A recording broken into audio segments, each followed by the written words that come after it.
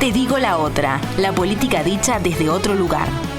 Todos me dicen que nunca voy a llegar. Y para escuchar otra campana, digamos, de este programa especial de Te digo la otra sobre medios e inseguridades, que recibimos a Alejandra Casablanca, periodista y jefa del Departamento de Prensa de Radio Uruguay. Alejandra, un gusto tenerte con nosotros. Buenas noches, gracias por la invitación. Buenas noches, gracias a ti. Un poco la pregunta que le hacíamos a Leonardo unos minutos atrás. En los últimos años hay como una discusión bastante fuerte sobre el modo en que los medios de comunicación tratan el tema de inseguridad. ¿Cuál es tu mirada, cuál es tu visión al respecto? Primero que es muy amplio, no solo el tratamiento, sino la palabra inseguridad y todo lo que abarcan los medios de comunicación.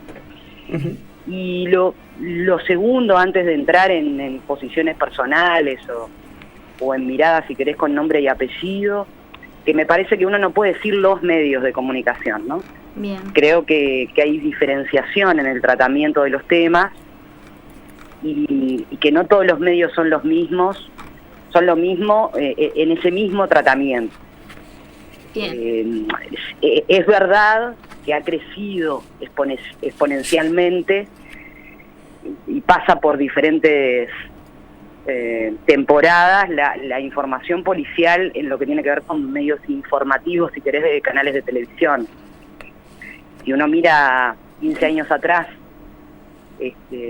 o 10 años atrás, cuál era el porcentaje de noticias relacionadas con lo policial, y no porque no pasaran, porque es tan sencillo como poder ir a los archivos del propio Ministerio del Interior y sus observatorios, y pasaban cosas también y se cometían crímenes. Uno se da cuenta que la información policial rinde, y no solo rinde, sino que suele ser apertura de muchos informativos. Ahí va. Entonces vos lo ves como una cuestión más vinculada al rating que a lo político. Yo no sé si al rating. En un momento determinado hubo hasta una discusión de quién pautaba en la tanda de las noticias policiales, y que era la tanda más grande y más cara. Claro. Se dio esa discusión hace un par de años. Pero sí creo que la noticia policial, tratada de determinada manera, en este momento rinde y rinde mucho, que no quiere decir que uno opte por no informar. No sé si me explico, ¿no? Porque una cosa es ocultar información, y otra muy diferente es pensar que la única información en el Uruguay, o gran parte de esa información, pasa solamente por los eventos relacionados con la palabra inseguridad. Tuvimos ejemplos para esto brutales, ¿no?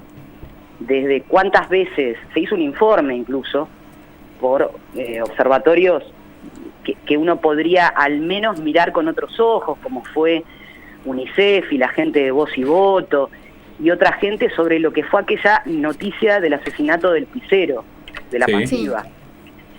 ¿Cuántas veces se había pasado a lo largo de esa semana en la que habíamos hablado en los distintos informativos? O sea, la misma imagen, repitiéndola una y otra vez. Sí.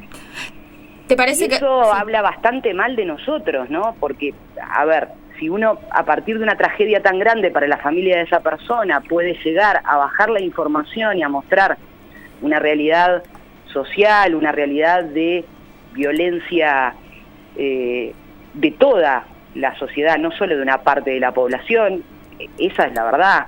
Somos una sociedad violenta, cada vez más violenta en pequeñas cosas, y ni que hablar en grandes cosas. Me parece eso, que hay una manera de tratar la noticia que diferencia un medio de otro. Por eso no me gusta hablar de los medios de comunicación.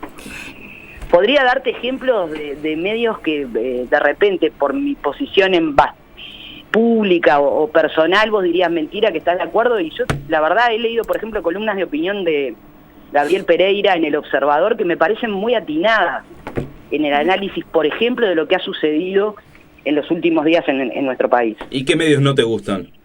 No, los medios que hacen de una desgracia ajena, de una desgracia para una familia, para un barrio, una bandera amarillista de sumar un hecho atrás de otro, diciendo esto es prácticamente lo que tenemos que hacer es encerrarnos en casa y no salir a la calle. Esos medios no me gustan. Bien, ¿te parece que allí hay una intencionalidad política o hay un determinado rating al cual responden? Es decir, colocan lo que la gente hoy en día está consumiendo. Y yo creo que hay de los dos. Uh-huh.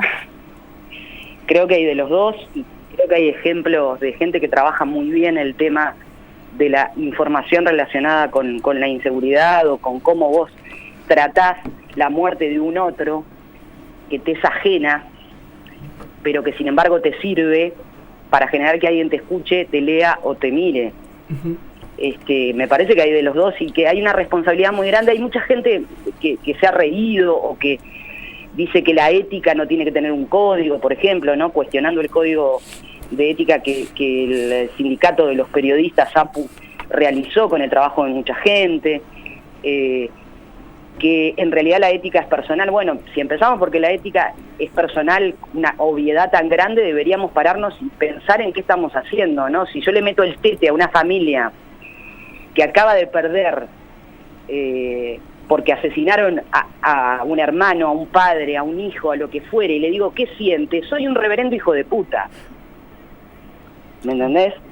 Y si eso es rating, soy doblemente un reverendo hijo de puta, perdonando que estoy además diciendo esto en un programa en la radio de la universidad, pero no me sale otra palabra. Hay otra arista que tiene el tema que a nosotros también nos resultaba interesante preguntarte tu opinión, Alejandra, que es cómo a veces uno nota como consumidor, nomás como espectador, que existen coberturas diferentes según quién es la víctima, ¿no? Y me parece que eso es bastante evidente en algunos casos, ¿no? Cuando ciertas desgracias, como vos le decís, desgracias le acontecen a personas con un cierto nivel económico, cultural, bueno, que viven en cierto barrio, que desempeñan cierta profesión, parece que esas desgracias acumulan un nivel de atención mediática que no lo tiene cuando algo le pasa, bueno, a un gurí o a una persona en otro barrio o lo que sea. Ahí también la pregunta es, bueno, pero esto, más que nada, uno lo puede constatar, preguntarte si vos también lo constatás, si ves que eso es así o no, y qué está atrás de eso, ¿por qué sucede, digamos? Yo creo que es así a veces. Depende de si le sirve o no tener 5 casos policiales en donde uno tiene que juntar del barrio pobre de Carrasco y de otro más para decir no, porque en los últimos 15 días mataron a 2 personas y además balearon a otras, entonces ahí sí tenés que dar todos los datos, ¿no? Claro. Pero me da la impresión, a ver, uno no puede estar a favor de que la gente, por ejemplo, se movilice por algo que es más cercano, si se quiere, ideológicamente a lo que uno piensa, y estar en contra de que otros se puedan movilizar por otra cosa, uh-huh. ¿no? O estás a favor de que el ciudadano manifieste su descontento o su reclamo, o no lo estás. Entonces no pongo en tela de juicio si está bien o mal que la gente se manifieste. Lo que sí pongo en tela de juicio es que de repente, por ejemplo, aparecían primeros planos de pequeñas movilizaciones relacionadas con el tema de inseguridad. No estoy hablando de esta última en Carrasco, sino de varias anteriores, incluso de algunas movilizaciones que luego se supieron que estaban realizadas por integrantes de partidos políticos que no aparecían como tales. Uh-huh. La encargada de la página web de Pedro Bordaberry era una de quienes movilizaba, y entonces ahí haces un primer plano diciendo que hay cientos de personas y no sé cuánto, y de repente, si hay una movilización de madres y familiares de detenidos desaparecidos, haces un primer plano chiquito y no haces un plano de las decenas de cuadras, ¿entendés? Uh-huh. Por darte 2 ejemplos bien claros. Y eso se llama intencionalidad.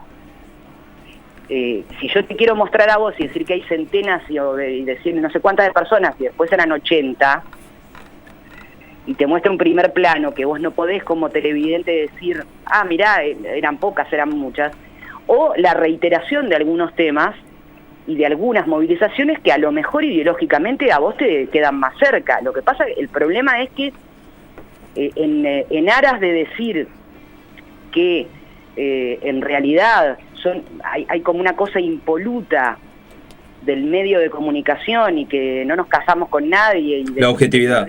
Bueno, primero, objetividad inexistente, ¿no? Porque somos sujetos y no objetos. O sea que hay subjetividad para todo. Yo, si tengo que elegir por edición de informativos 3 noticias internacionales, mi propia subjetividad me dice que elegir. ¿No? Yo tengo, no sé, pero y más ahora con las redes e internet, ¿cuántas noticias tenés entre un informativo y el otro? Internacionales más o menos destacadas. Y al menos tenés 30. En tu edición van a entrar 3, 4, bueno, eso es subjetivo también. Sí, y agrego que siempre entran más o menos las mismas 3 o 4 noticias del mundo en los grandes medios de comunicación. Entonces ahí vos decís, bueno, ¿cómo coinciden, no? Los criterios al momento de elegir una noticia? Me parece que estaría bueno también dejarle al televidente o al oyente o al lector la posibilidad de mostrar y de que sepa que yo me paro en el mundo de esta manera. Y entonces, como pienso de esta manera, mi informativo, el que vos estás mirando o escuchando, también tiene una visión cercana a cómo me paro y no jugar a objetividades inexistentes. Tal vez aparte, eso en particular me parece a mí, por lo menos viéndolo, como que resulta un problema más grande en los canales de televisión, me parece, ¿no? Porque en la historia del Uruguay, en la historia de la prensa escrita, nunca fue un drama, ¿no? La prensa escrita en Uruguay nace asociada a lo político partidario y no era un problema durante el siglo XX que Diario El Día fuera el diario del vallismo. Claro, pero en el siglo XXI los diarios que estaban ligados en el siglo XX a determinados partidos políticos necesitaron ponerse una camiseta de independencia y solo marcar la cancha desde las editoriales. Claro. Cuando todos sabemos, cuando leemos la noticia de una manera o de otra, dónde está la intencionalidad y cuál es la línea editorial de la publicación que leemos, solamente viendo cómo toman esa noticia. Bien. ¿Te parece que de repente la radio pueda ser un poco más visible? Digo, generalmente la gente asocia determinados informativos ya al periodista y muchas veces en función... Sí, puede ser. No, a ver, nosotros, por ejemplo, en Radio Uruguay, yo tomé el criterio de que eliminábamos lo policial, sobre todo, por ejemplo, con los compañeros que son periodistas en el interior. Claro. Nosotros tenemos 22 corresponsales y claro, la noticia policial cotidiana era parte de la oferta del corresponsal de ese departamento. Y en realidad nosotros los policiales quedamos en los informativos, en Informe Nacional, en las 4 ediciones, tienen siempre que ver y los tomamos en cuenta si eso puede generar si se quiere, una enseñanza social, ¿no? Y ya podríamos hablar de otro tema, ahora acá se está hablando de valores, yo no creo que sea una cuestión de valores de uno o de otro, porque la gente tiene diferentes valores, lo que me parece que se tiene que tener son códigos, ¿no? En el tratamiento. Y nosotros lo tomamos así, o sea, lo que pasó esta semana en Paysandú lo sacó Informe Nacional, ¿no? El abuso de niñas y adolescentes en Paysandú. Vos me dirás, bueno, eso te puede dar un titular enorme. Sí, te puede dar, o podés tratarlo desde otro lugar. Y decirle a la gente que está escuchando el informativo, señores, tenemos problemas como sociedad con este tema que se reitera una y otra vez. Y bueno, buscar la vuelta a nivel informativo, no solo de quedarme con el titular de que la abuela y 3 adultos prostituían a niñas y adolescentes en Paysandú. Por supuesto que uno informa, porque es una noticia, pero también me parece que hay un rol formador en los medios, hay una responsabilidad en los medios de comunicación, y uno tiene que hacerse cargo de esa responsabilidad. Si yo todo el tiempo te estoy generando a vos violencia, no te puedo pedir que vos no seas violento. Sí, y el rol de los medios públicos. Hablas ahora de Radio Uruguay. Te pregunto por el rol de los medios públicos en general y concretamente este caso que estabas mencionando. ¿Cómo ha sido recibido? ¿Qué críticas se recibieron? Porque muchas veces se dice que los medios públicos, al no tocar el tema inseguridad, o por lo menos no caer en las narraciones tradicionales de los hechos delictivos, ocultan el tema. O cuidan al gobierno. También lo ocultan para cuidar al gobierno. La historia es, a ver, me parece que chequear la información que se publica en los medios públicos es lo mejor para saber eso. Entonces salimos del discurso porque en realidad son medios públicos, no medios del gobierno.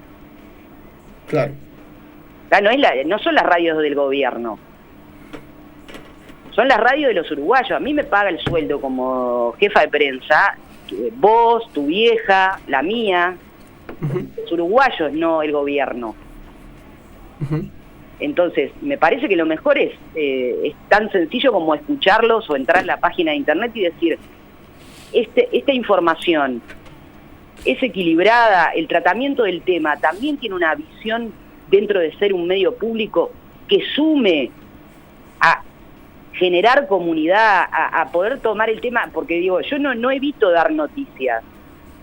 Yo debo decir que a mí nunca me dijeron de esto no hables acá. No sé lo que pasa en otros medios y en otros países en donde el medio sí de verdad está ligado al gobierno de turno. ¿En otros medios te pasó que te dijeran de esto se habla y de esto no?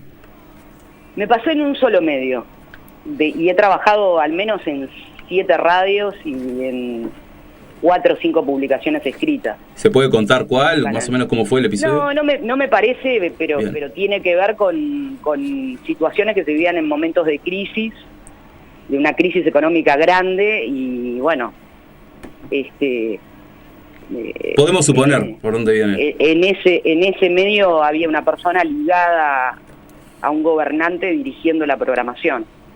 Claro, pero entonces, bueno. Alejandra, vos no encontrás, digamos, que el rol de los medios públicos en este sentido tenga nada de singular o nada de diferente al que debe tener un medio privado. ¿No hace esa diferencia? Yo creo que sí tiene que tener diferencias. Ajá. Entre otras cosas, porque yo no dependo del rating ni dependo de la guita que entra en la tanda, ¿me entendés? Sí. Entonces mi trabajo tiene que tener una responsabilidad extra, que no es buscar ni el rating ni lo que más rinda, sino de informar mejor. En segundo lugar, yo llego a todo el país, y eso es una realidad. La mayoría de las radios, yo qué sé, que salen por AM y FM, con suerte llegan hasta el Río Negro, los canales algunos tienen retransmisión y otros no. Entonces, el tener una visión nacional también te ayuda, salir un poquito del universo del ombligo montevideano, ¿no? Claro. Y lo otro que creo que es, nosotros tenemos todo medio debería ser un servicio a sus oyentes o a sus televidentes o a sus lectores. Se supone que ontológicamente debería ser así. Pero me refiero a que yo al menos siento que nosotros tenemos una doble responsabilidad en un medio público, como ustedes lo deben sentir en la radio de la Universidad de la República. Sí. Bien. Que no es menor. Claro. Alejandra, hay un elemento educativo, hay un elemento de generador de comunidad, de esos ensambles que están rotos y que además hay otros medios que intentan seguir rompiéndolos más, ¿no? Frente a estigmatizaciones, a cosas que son jodidas realmente. Bien, Alejandra, te agradecemos estos minutos en Te Digo la Otra. No, por favor, a las órdenes y muchas gracias por haberme llamado y dense una vuelta también para ver qué hacemos acá en la radio pública. Encantados. Invítanos y vamos.